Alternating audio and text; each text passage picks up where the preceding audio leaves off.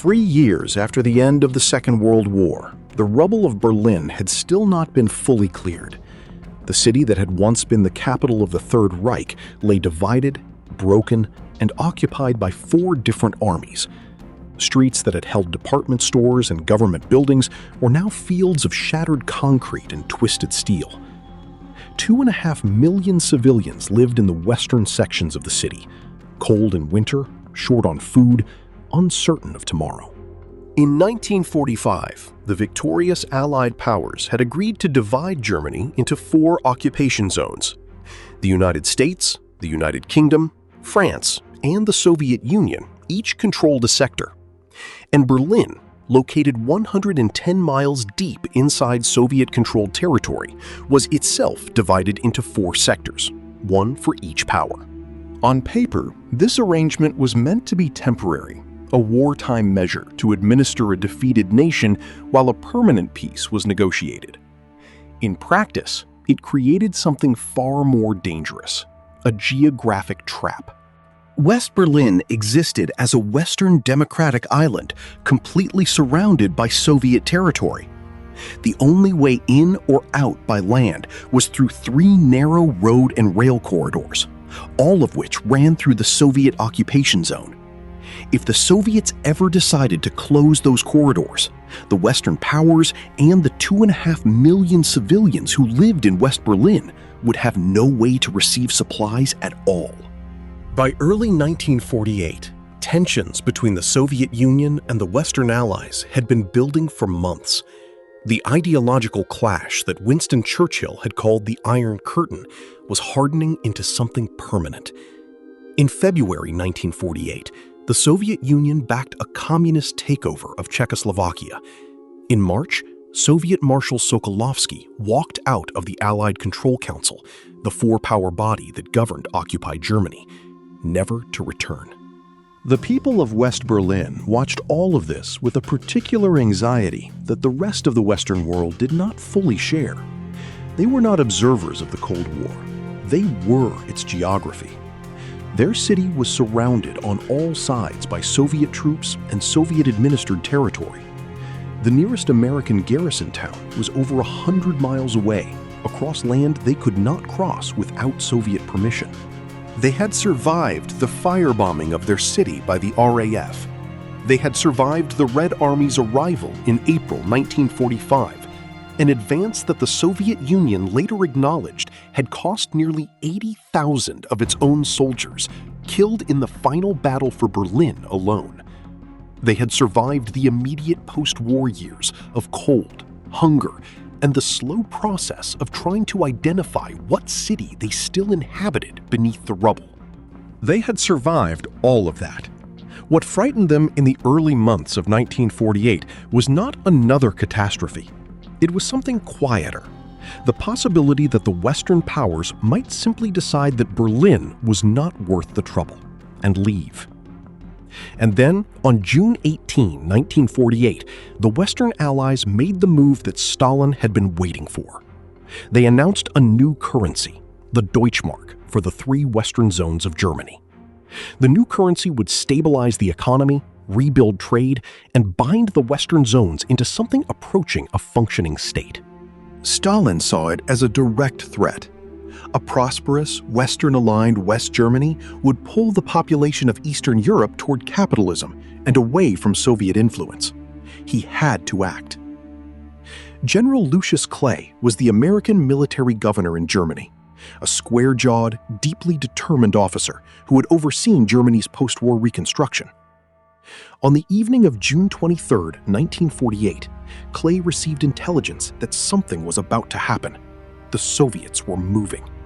At midnight on June 24, 1948, the Soviet Union cut all road, rail, and barge traffic into and out of West Berlin. Every road was blocked. Every rail line was stopped. The electricity that West Berlin received from power stations in the Soviet sector was switched off.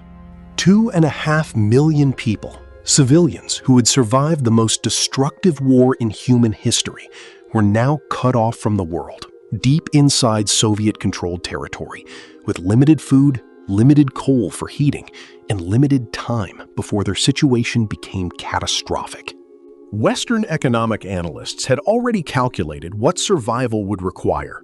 At least 4,500 tons of food and coal delivered every single day just to keep the population alive. That number did not include the needs of the Allied troops stationed in the city. It did not account for industrial needs or for building up any reserve. It was the bare minimum for survival. 4,500 tons per day, with no land routes and no river access. In Washington, President Harry Truman convened his cabinet. One by one, his advisors spoke. His defense secretary, his army secretary, his undersecretary of state, all told him the same thing. An airlift was not viable. Berlin could not be supplied from the air. Withdrawal seemed like the only rational option. Truman listened to each of them. Then he said 4 words that would determine the course of the Cold War.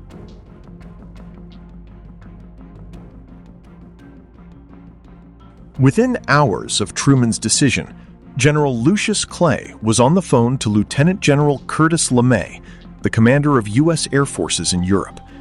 LeMay was one of the most formidable and feared commanders in the American military. He had led B-29 bombing campaigns over Japan in the final years of the Second World War. He did not speak in half measures. Clay asked him a simple question. Could the Air Force supply Berlin from the air? LeMay's answer was equally simple. Sir, the Air Force can deliver anything. What he had at that moment to make good on that promise was a fleet of aging, war-surplus Douglas C-47 Skytrain transport aircraft, the famous Goonie bird of the Second World War.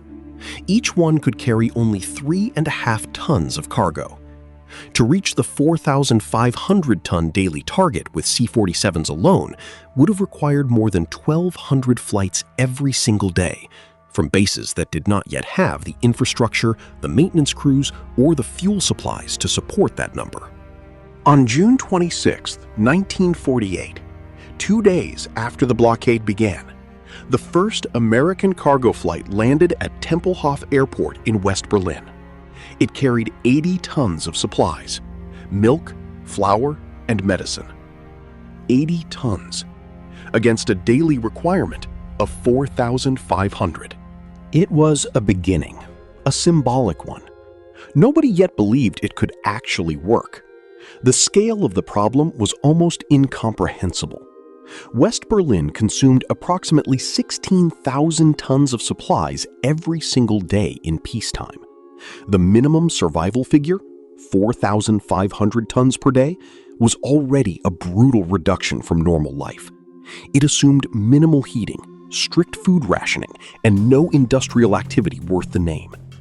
Even that minimum figure was equivalent to the combined payload of more than 400 C-54 sorties daily, every day, with no weather disruptions, no maintenance downtime, and no rest days.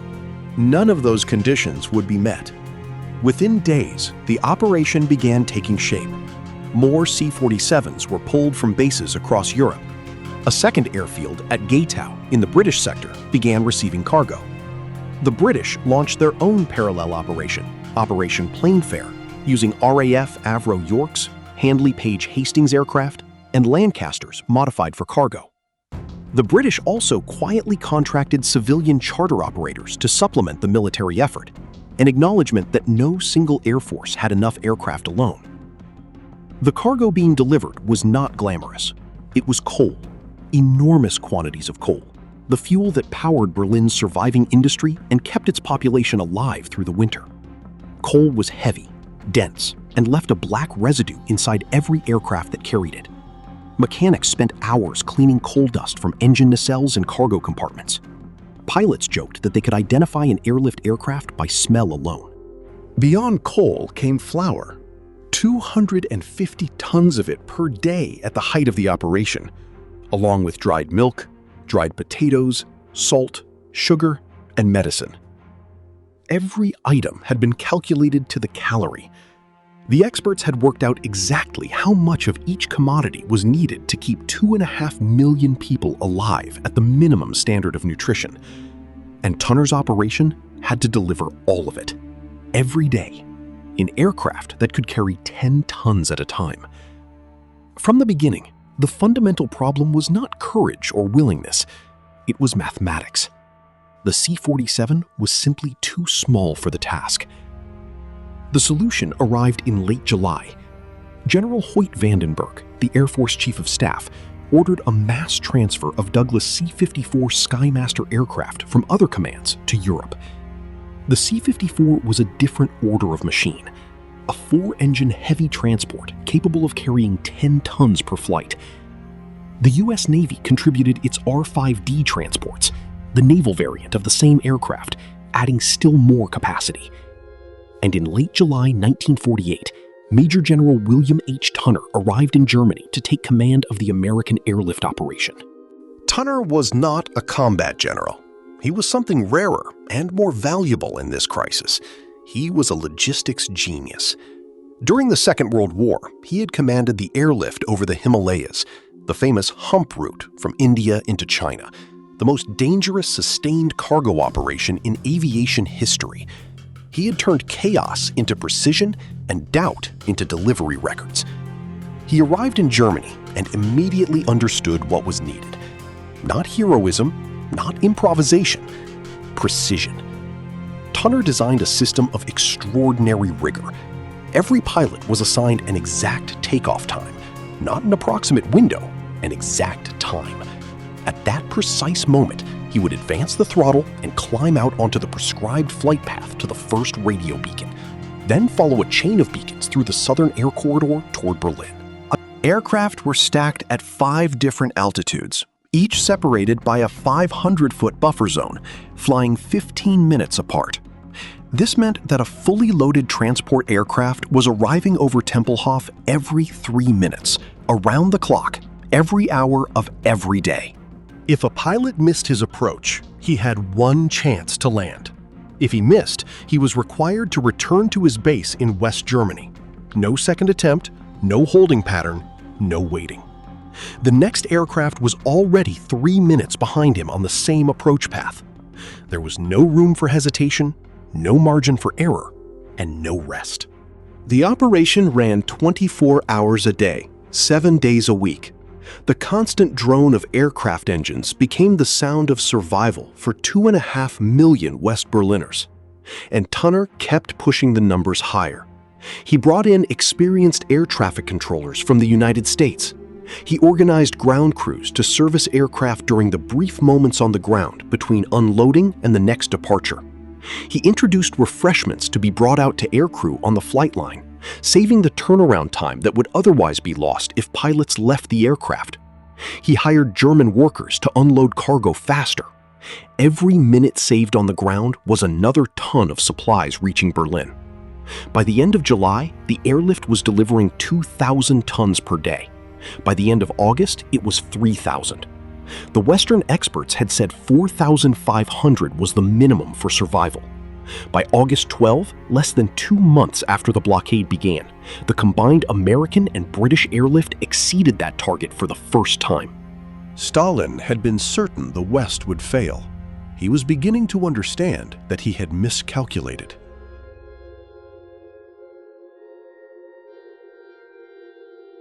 To understand what these pilots endured, you need to understand Tempelhof Airport. Tempelhof was not designed for the kind of operations it was now being asked to support. Its runway sat in the middle of the city, surrounded on all sides by multi-story residential apartment buildings. Pilots approaching from the south had to fly through a narrow corridor between buildings, rooftops on both sides, windows at eye level, before touching down. In clear weather, this required extraordinary concentration. In fog, in rain, in the thick winter clouds that settled over Berlin for weeks at a time, it required something closer to pure nerve. The required approach path descended over the roof of one apartment block with such precision that Berlin children famously stood on the rooftops and reached up toward the landing gear of passing aircraft. The clearance above those buildings, in the worst conditions, was measured in dozens of feet. Tunner introduced a ground-controlled approach radar system, the most advanced available at the time, which allowed air traffic controllers to guide aircraft onto the runway in total darkness and near-zero visibility. Controllers would take over guidance of each aircraft at a fixed distance from the runway and issue precise heading and altitude corrections until the wheels touched.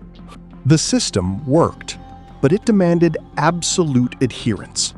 A pilot who deviated from his assigned heading by even a few degrees risked not only his own aircraft, but every other plane in the stack above and behind him. On August 13, 1948, the 50th day of the airlift, the system came closer to complete catastrophe than at any point in the entire operation. Tunner himself had flown into Berlin that day to personally present an award to Lieutenant Paul Likens, the pilot who had completed the most flights into the city up to that point. The weather that morning was catastrophic. Clouds had descended to rooftop level, radar was disrupted, and a thick blanket of fog and rain obscured the runway. As Tunner's aircraft was in the holding pattern above Tempelhof, 3 C-54s crashed in quick succession on the runway below. One burned at the end of the runway after landing. A second, coming in right behind it, blew its tires trying to stop before hitting the burning aircraft. A third ground-looped on the auxiliary runway and came to rest blocking it entirely. Aircraft were stacking up overhead. Dozens of transports, fully loaded, began circling above Tempelhof at altitudes from 3,000 to 12,000 feet, waiting for clearance that wasn't coming. The radio traffic was chaotic. Pilots were burning fuel they couldn't afford to burn. Tunner grabbed the radio himself. In a calm, controlled voice, he ordered every aircraft in the stack to turn around immediately and return to their home bases. Every single one. The airspace was cleared. The runway was cleared. This day, August 13, 1948, became known to the airlift crews as Black Friday. The following week, Tunner rewrote the procedures. Instrument flight rules became mandatory for all airlift aircraft, regardless of conditions. Pilots were no longer permitted to make visual approaches. Stacking over Berlin was abolished. One approach, one chance. Turn back if you miss. The system that had been designed for speed was now also built for safety. Black Friday was never repeated. But weather was not the only danger. The Soviet Union had no legal authority to close the air corridors. The 3 corridors, each 20 miles wide, the shortest 110 miles long, had been established by prior written agreement in 1945. The Soviets could not legally block them, but they could make flying them as difficult as possible. According to the Berlin Airlift Corridor Incidents Report, a document compiled by Allied forces and spanning August 1948 through August 1949, there were exactly 733 separate harassment incidents recorded against Allied airlift aircraft. 103 times, Soviet forces directed powerful searchlights directly into cockpits as aircraft made approaches in the dark, attempting to blind pilots at the most critical moment of the flight. 173 times, Soviet aircraft buzzed Allied transports, flying within feet of fully loaded cargo planes at high speed, creating dangerous wake turbulence that sent unarmed transports rocking through the air. 123 times, transports were subjected to actual fire, flak from anti-aircraft guns, air-to-air rounds, or artillery on the ground. Soviet fighters flew alongside C-54s and signaled them to land in Soviet-controlled territory.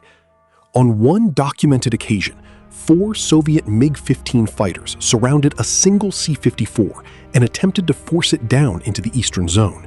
The American pilot refused. He flew the aircraft directly over Tempelhof at low altitude, in full view of the airport and its ground crews, and landed. The MiGs made a final threatening pass at less than 10 feet above the transport as it rolled down the runway. The pilot taxied to the ramp, shut down his engines, and walked away. In total, The Soviets also permitted barrage balloons to drift into the air corridors, jammed navigation radio beacons to pull aircraft off course, and fired rockets near transport aircraft, narrowly missing. 3 Soviet bombers dropped a string of bombs and nearly hit an airlift aircraft flying the corridor below them. None of it stopped the airlift. The unarmed cargo planes flew their exact routes at their exact altitudes, hitting their exact time slots, delivering their exact tonnage every single day. Through searchlights, through buzzing fighters, through winter fog and ice and ground fire. Former RAF Dakota pilot Dick Arscott described a buzzing incident with a Soviet Yak fighter. Yaks used to come and buzz you and go over the top of you at about 20 feet, which can be off-putting, he recalled. One day I was buzzed about 3 times. The following day, it started again. I got a bit fed up with it. That was the spirit of the Berlin Airlift. Not theatrical heroism, just people doing their jobs with extraordinary precision, day after day, and getting a bit fed up with being buzzed by Soviet fighters. The daily routine of an airlift pilot was a form of controlled endurance, unlike anything most of them had experienced, even during the war. 3 flights per day was standard. Each round trip, from the base at Rhein-Main or Wiesbaden or Celle through the southern corridor to Tempelhof, unloaded on the ramp in 30 minutes, back out through the central corridor, took approximately 6 hours. 3 of those per day, then a rest period, then 3 more. On the ground at Tempelhof, crews were not permitted to leave the aircraft. Refreshments were brought out to them, coffee, sandwiches, on the ramp. Maintenance was checked, the next load was confirmed, and within 30 minutes of landing, the aircraft was rolling again. Pilots described the ground at Tempelhof as the strangest part of the entire experience. They had just flown a complex instrument approach in potential Soviet harassment conditions, through buildings, and landed a fully loaded transport on one of the most constrained runways in Europe. Then they sat on the ramp, ate a sandwich, and watched German workers unload 10 tons of coal in 25 minutes. The German ground workers were paid by the load. The faster they worked, the more they earned. On some days, turnaround times fell below 20 minutes.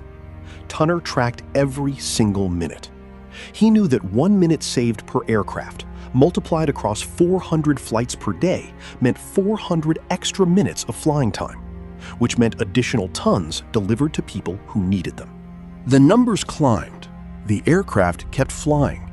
And in the Berlin Air Safety Center at Tempelhof, where American, British, French, and Soviet air traffic controllers worked side by side in the same building, an arrangement mandated by the 4-Power Agreement that also guaranteed the air corridors.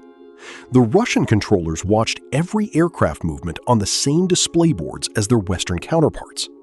They were, by all accounts, polite. They offered their own cigarettes, the Americans offered theirs. The Russian cigarettes, one American controller recalled, smelled like horsehair. The controllers talked about the weather. They did not talk about the blockade.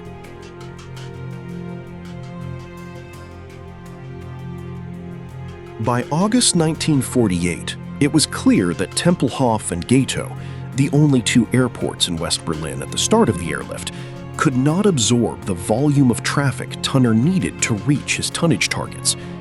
Both airfields had limitations. Tempelhof's surrounded by buildings approach path meant it could not easily be expanded. Gatow had only 1 runway, designed originally for lighter aircraft. A 3rd airport was needed, immediately. The French sector of Berlin contained an open area that, in theory, could accommodate a runway. But there was a problem. A Soviet-controlled radio tower stood directly in the approach path to where the new airport would need to be built. The French asked the Soviets to remove it. The Soviets refused. General Lucius Clay gave approval to begin construction of Tegel Airport anyway, around the obstacle. What happened next stands as one of the most remarkable feats of construction in aviation history. 19,000 German workers were mobilized, men and women, many of them still thin from the hunger of the war years and its aftermath. They worked in shifts, around the clock. They had basic tools, picks, shovels, wheelbarrows, and they had a deadline. The airlift needed a third airport. 90 days, from open ground to operational runway. A runway capable of receiving fully loaded C-54 Skymaster transport aircraft around the clock in the worst winter weather Europe had seen in years. The Soviet radio tower still stood in the approach path. On November 20th, 1948, French General Jean Ganneval sent a message to his Soviet counterpart. He explained that the tower was interfering with approaches to the new airport and asked again that it be removed.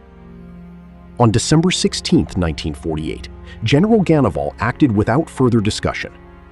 French military engineers placed demolition charges around the base of the Soviet-controlled tower. At a designated hour, they detonated them. The approach path to Tegel was clear. The Soviet Union filed a formal diplomatic protest. Tegel Airport was operational within days and immediately became the highest capacity airfield in the Berlin network. Meanwhile, across the city, the British had found a solution to their own supply problem that was unlike anything in the history of aviation logistics. The RAF possessed no dedicated tanker aircraft to carry liquid fuel, but Britain had something else, a fleet of giant, short Sunderland flying boats. The Sunderlands were designed for open ocean patrol. They were enormous, graceful aircraft built to operate from water. And West Berlin, as it happened, contained a large lake, the Havel. The Sunderlands landed on Lake Havel in the middle of Berlin. They delivered salt, one of the few cargoes that could not be transported in the Sunderland's hulls due to corrosion concerns, but which the aircraft's stainless steel fittings made possible regardless. Berlin civilians flocked to the banks of the Havel on Sundays to watch the enormous flying boats alight gracefully on the water. In the darkest months of the blockade, the sight of those aircraft, the sheer improbable spectacle of flying boats landing on a city lake, became something almost miraculous, something that told the population of West Berlin that the world had not forgotten them. The Sunderlands eventually had to be withdrawn when the rivers began icing over in December, but they had delivered 6,700 tons of supplies, and something harder to measure, visible, unmistakable proof that the West would keep finding ways.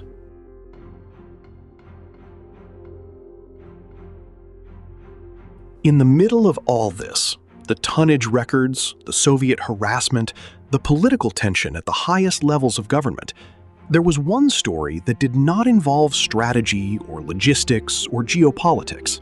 It began on the afternoon of July 17, 1948, when a 27-year-old Air Force pilot from Utah named Gale Halvorson decided to spend his day off making home movies. Halvorson had been flying 3 C-54 missions a day into Berlin since the airlift began.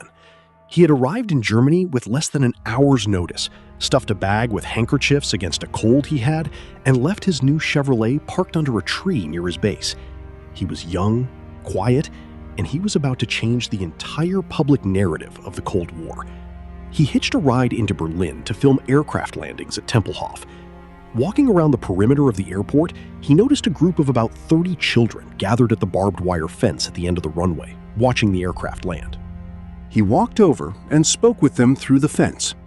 The children asked him about the aircraft, about the flights, about how many supplies the planes could carry.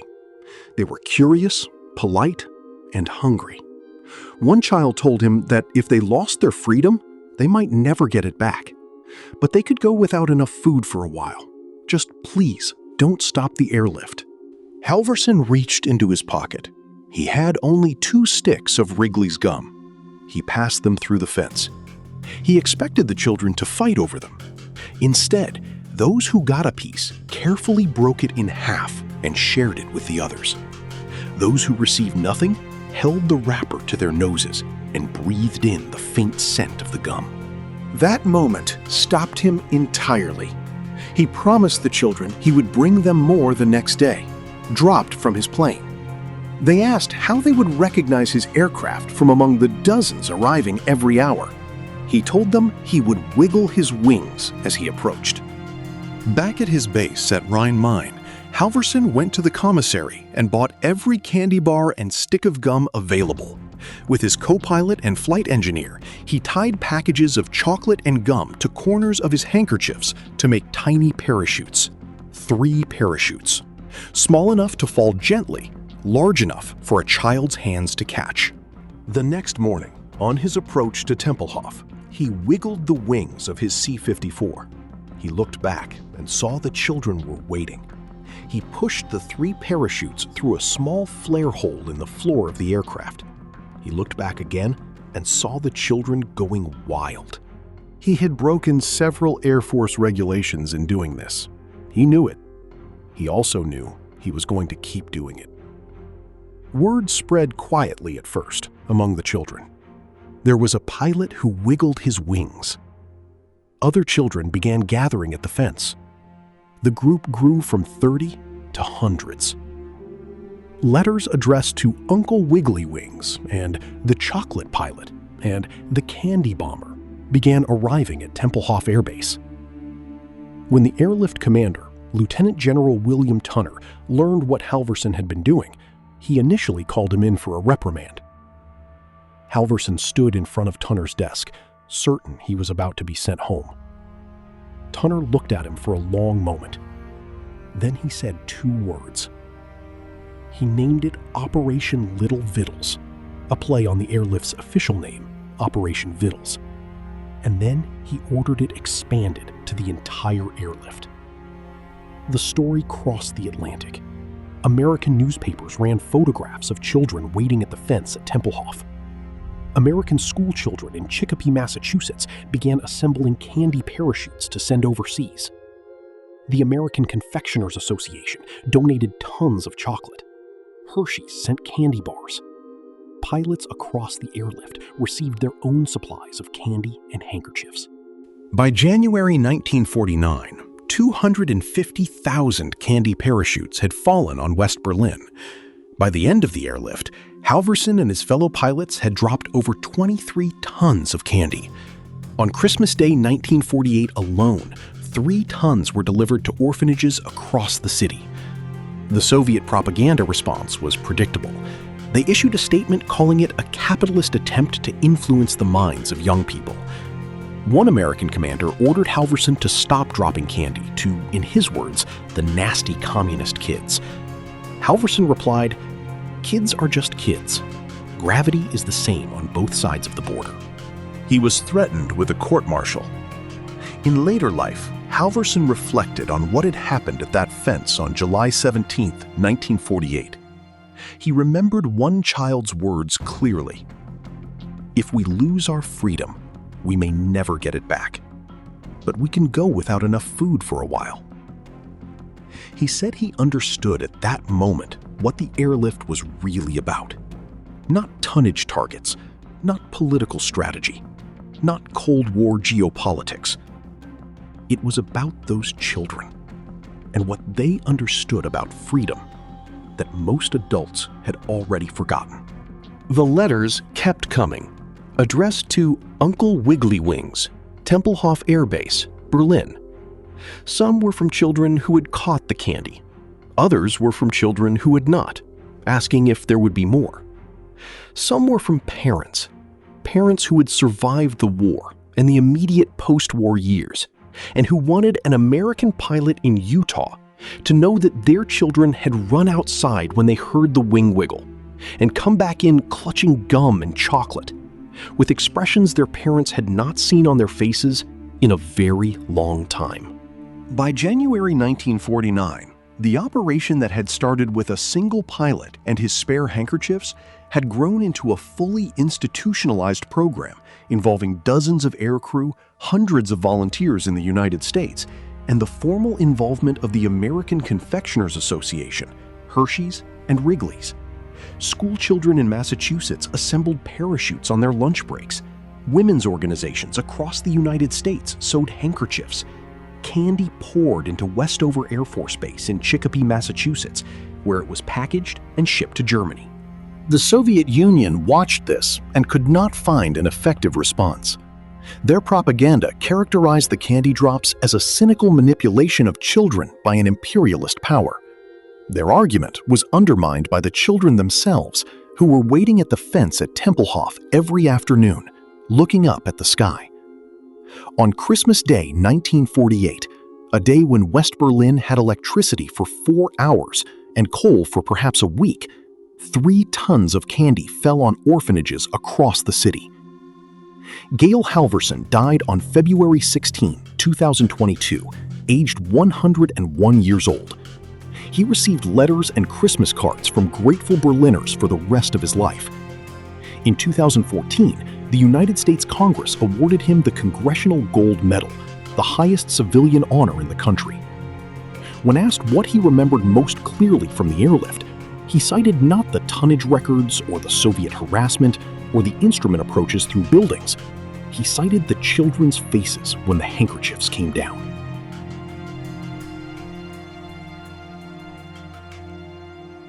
November 1948. The temperature in Berlin was dropping. The fog was thickening, and the airlift was facing its greatest test. November and December proved to be the worst months of the entire operation. A thick, persistent fog settled across northern Europe, one of the longest-lasting fogs in living memory. It blanketed airfields in West Germany and the approaches to Berlin simultaneously, for weeks at a time.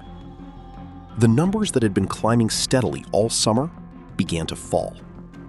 On November 20th, 42 cargo aircraft departed for Berlin. Only 1 landed there. West Berlin had, at that point, approximately 1 week's supply of coal. Inside the city, rationing was severe. West Berliners were receiving approximately 1,500 calories per day, below the minimum recommended intake, well above starvation, but leaving no margin. Coal for heating was rationed to the point where many apartments had heat for only a few hours each day. Electricity, which came from the airlift, was available for only 4 hours in every 24. The 4 hours of electricity were not consecutive. They arrived in 2-hour windows at unpredictable times, which meant that West Berliners learned to cook their meals, heat their water, and charge what little battery-powered equipment they owned the moment power came on, regardless of the time of day or night. Alarm clocks were set. Food was half prepared and left on cold stoves, ready to be finished the moment the lights came on. The Soviets had calculated that these conditions would eventually break the population's will. They had made the same calculation in the winter of 1941 about a different city, Leningrad, which they themselves were defending against German siege. They had been wrong about Leningrad. They were wrong about Berlin. But the Berliners did not break. 2.5 million people, many of whom had survived the firebombing of their city by British and American aircraft only 3 years earlier, many of whom had personally fled the advancing Red Army in 1945, many of whom still lived in buildings partially destroyed by the same war they were now being asked to endure the aftermath of, held on. They burned furniture for warmth. They wore their coats indoors. They grew small gardens in the rubble lots left by bombed buildings, planting potatoes and cabbages in the broken earth.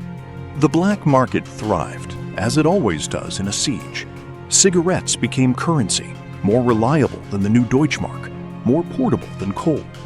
A pack of American cigarettes could be traded for food, for repair work, for almost anything a West Berliner might need.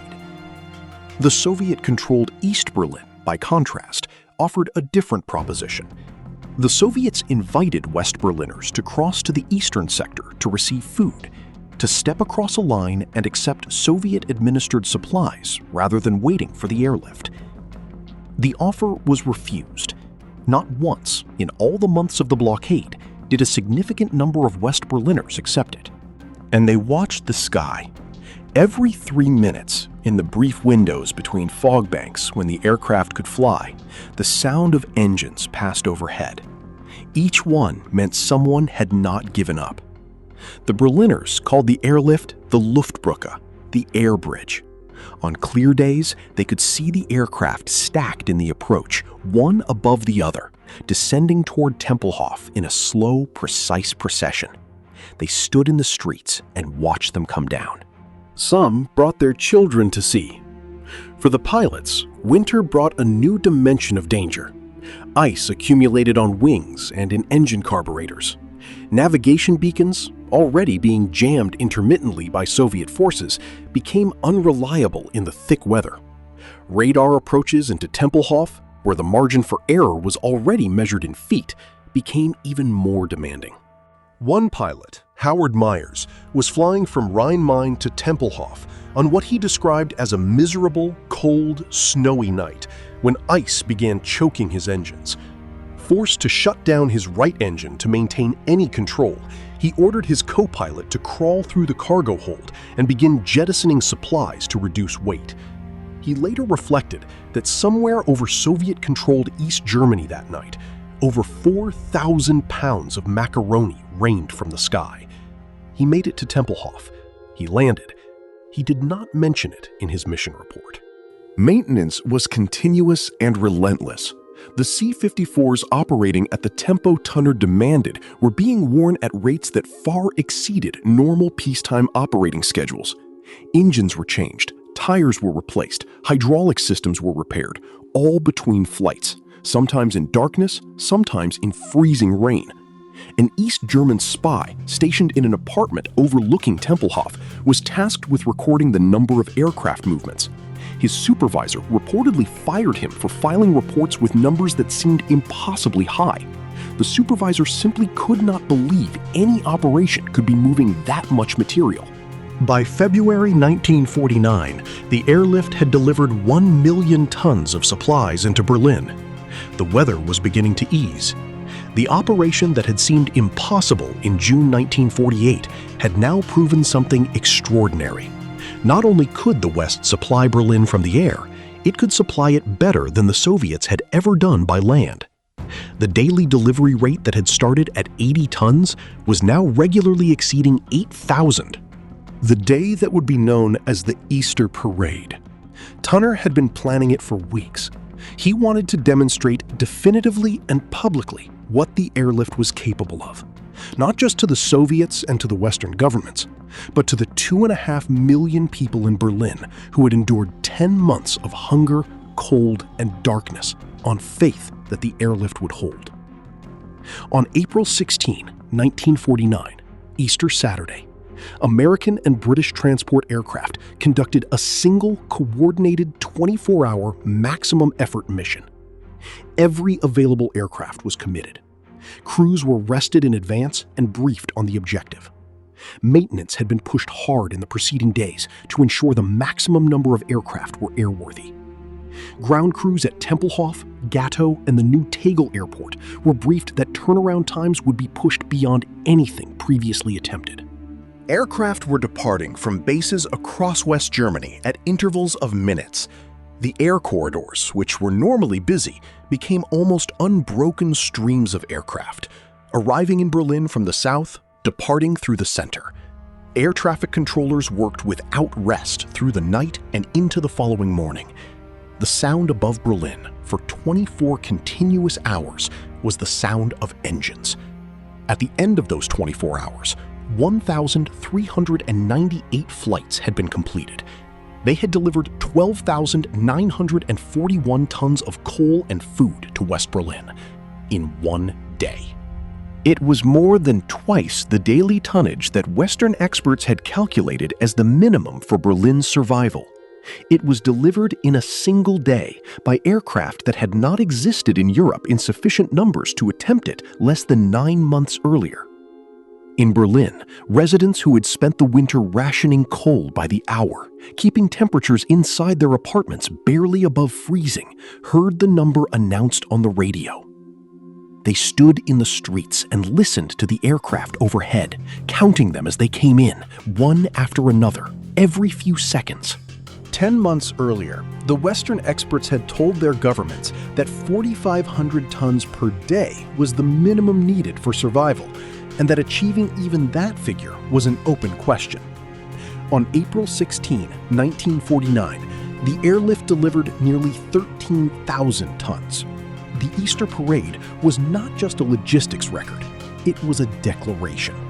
The West was not leaving. The West was not losing.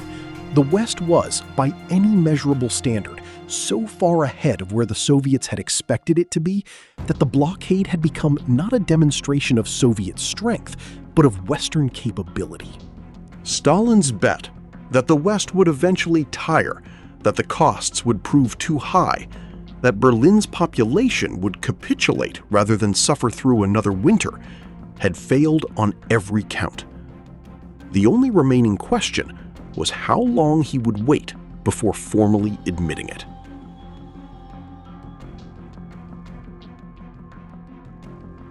By March 1949, it was clear to Stalin that the blockade had failed.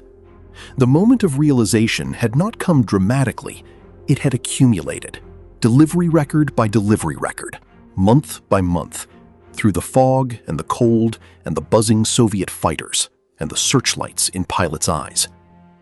The airlift had not merely survived the winter, it had exceeded every expectation anyone had held of it in June 1948. The Soviet Union had calculated that the West lacked the willpower and the logistical capacity to sustain the operation. Both calculations had been wrong. Worse, the blockade had produced effects the Soviets had not anticipated. Instead of driving a wedge between the Western Allies and the civilian population of West Berlin, it had done the opposite. The people who had been the enemies of the United States and Britain only 3 years earlier had become the people the United States and Britain were literally flying around the clock to save. The Soviet propaganda effort had also failed completely. Instead of convincing West Berliners that the airlift would eventually collapse and that accommodation with the Soviet Union was inevitable, the operation had produced Gale Halvorson and his candy parachutes, one of the most effective pieces of public diplomacy in the history of the Cold War, accomplished entirely without planning, by a 27-year-old pilot from Utah with a couple of sticks of gum. On March 21, 1949, Jacob Malik, the Soviet representative to the United Nations, privately told his American counterpart, Philip Jessup, that the blockade could be ended soon. Negotiations began. The terms were not complex because the Soviets had nothing left to negotiate with. They had lost. At midnight on May 12, 1949, Soviet authorities reopened all land and water routes into West Berlin. The barriers that had sealed the city for 323 days were lifted. In the American sector, General Clay received the news. He had been summoned back to the United States earlier that year, his health strained by the relentless pressure of the previous months, but he had followed every development from Washington. When the blockade ended, he was asked to reflect on what had been accomplished. He said that in 10 years, the significance of what had happened over Berlin might be understood. He was wrong only about the timeline. It was understood immediately. But Tunner did not stop the airlift. Even though the land routes were open again, the United States and Britain continued flying supplies into Berlin through September 1949, building a strategic reserve, stockpiling coal and food, ensuring that if Stalin changed his mind and the blockade returned, Berlin could survive for months without a single aircraft flying. The airlift officially ended on September 30th, 1949, after 15 months. The numbers, when finally tallied, were staggering even by the standards of the operation itself. 277,000 flights had been completed. 2.3 million tons of supplies had been delivered to West Berlin by air, more than the city had previously received by land, rail, and river combined. The American contribution alone was 189,963 flights, with only 126 accidents out of that total. The British operation, Operation Plainfare, contributed nearly 66,000 flights on its own. 65 American, British, and German personnel died during the airlift, 31 of them American. They were not combat deaths in any conventional sense. There were no dogfights, no bombing runs, no troops on the ground. They were the cost of flying, in all weathers and all conditions, with an intensity that peacetime aviation had never imagined and wartime aviation had never quite replicated. The total financial cost of the operation was estimated at somewhere between $224 million and $500 million, equivalent in 2025 values to between $2 and $5 billion. It was an enormous expenditure, and it was universally judged to have been worth every cent. On April 4, 1949, 6 weeks before the Soviet blockade was lifted, representatives of 12 Western nations gathered in Washington and signed the North Atlantic Treaty. It created NATO, the North Atlantic Treaty Organization, a collective defense alliance that committed its members to treat an attack on any one of them as an attack on all. The Berlin Airlift had made NATO inevitable. The blockade had demonstrated, beyond any remaining doubt, that the Soviet Union was willing to threaten the security of Western civilians to achieve political goals. The Western nations had concluded that they needed a formal structure of mutual defense to prevent that from happening again, and that the only language Stalin's government would reliably respond to was organized, credible military deterrence. The Berlin Airlift did not merely save West Berlin, it forged the alliance that would contain Soviet expansion for the next 40 years. The Soviet Union had not lifted the blockade because of military pressure. No shot had been fired. No soldier had crossed a line. No aircraft had been armed. The entire operation had been conducted by unarmed cargo planes, flying precision routes, delivering coal and flour and condensed milk, wiggling their wings for children at a fence. And yet it had accomplished what no military campaign could have. It had demonstrated to the Soviet Union, and to every nation watching, that the West had the determination and the logistical capability to hold the line indefinitely, at whatever cost, for as long as it took. Stalin had blockaded Berlin to prove that the West could be moved. The airlift proved the opposite. And in geopolitics, that kind of proof, demonstrated through 15 months of daily, measurable, undeniable action, is the most durable kind there is. At Tempelhof Airport, there is a monument that Berliners built to commemorate what happened. 3 concrete arcs curve upward into the sky, representing the 3 air corridors that kept the city alive. Berliners call it the Hungerharke, the Hunger Rake, or by another name, the Candy Bombers Monument. The names on the memorial's base are the 65 people who died during the airlift. 31 Americans, 24 British, 10 German civilians who worked in support operations. They are not famous names. They are not generals or politicians or figures who appear in history textbooks. They are the people who kept flying when the fog came down and the searchlights came on, and the Soviet fighters pulled up alongside. History tends to remember the dramatic, the battles, the bombs, the decisive moments. The Berlin Airlift resists that tendency. It has no single turning point, no D-Day, no Midway, no moment when everything changed in an instant. It has instead 323 days of accumulated, grinding, meticulously organized effort. 1 flight every 3 minutes, 1 ton every few seconds, every day, every night, through fog and ice and harassment and bureaucratic obstacles and material shortages and sheer human exhaustion. The Cold War continued for 40 more years. Germany would remain divided until 1990.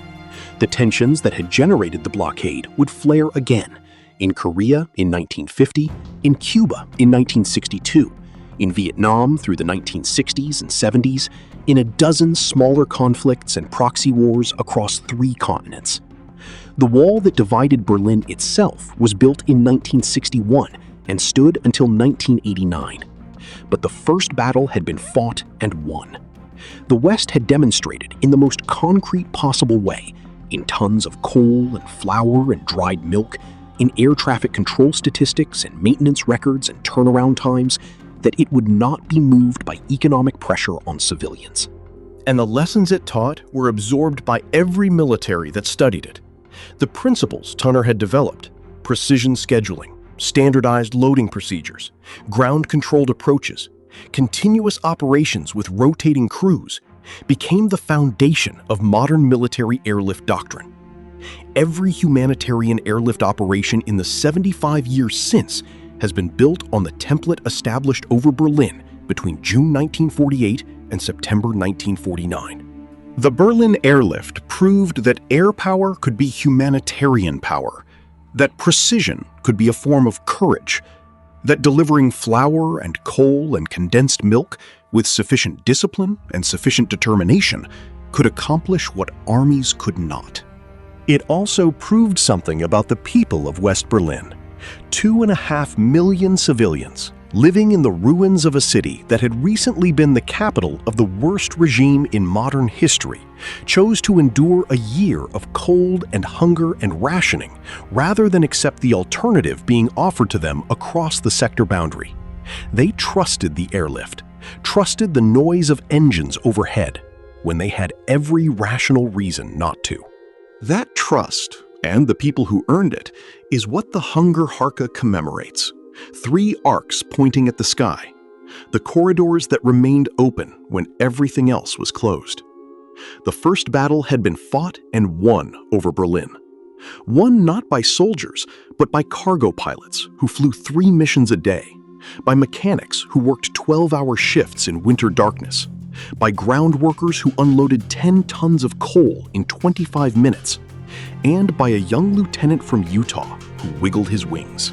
Tempelhof Airport closed as a commercial airport in 2008. The runways, those same narrow strips of concrete where pilots flew between apartment buildings in fog and darkness and Soviet searchlight beams, are now a public park. On weekends, Berliners bring their children to fly kites and ride bicycles on the runways where the airlift aircraft once landed every 3 minutes. The apartment buildings that once flanked the approach path are still there. From their upper floors, you can look out over the old runway and try to imagine what it was to see a fully loaded C-54 Skymaster descending toward you through winter fog, engines roaring, nose pointed slightly down, every instrument needle exactly where it needed to be. And somewhere above, invisible against the sky, 3 imaginary handkerchiefs floating downward on a light wind. The Cold War is over. The Germany that was divided is whole again. The children who waited at the fence at Tempelhof are in their 80s now, if they are still alive. And the question the Berlin Airlift answered, whether free people, faced with impossible odds, would choose to stay and hold the line, is the same question history asks in every generation. In the summer of 1948, over West Berlin, the answer was yes. If you found this documentary informative, please support our work by liking the video and subscribing to the channel. Tell us in the comments where you're watching from. We'd love to know.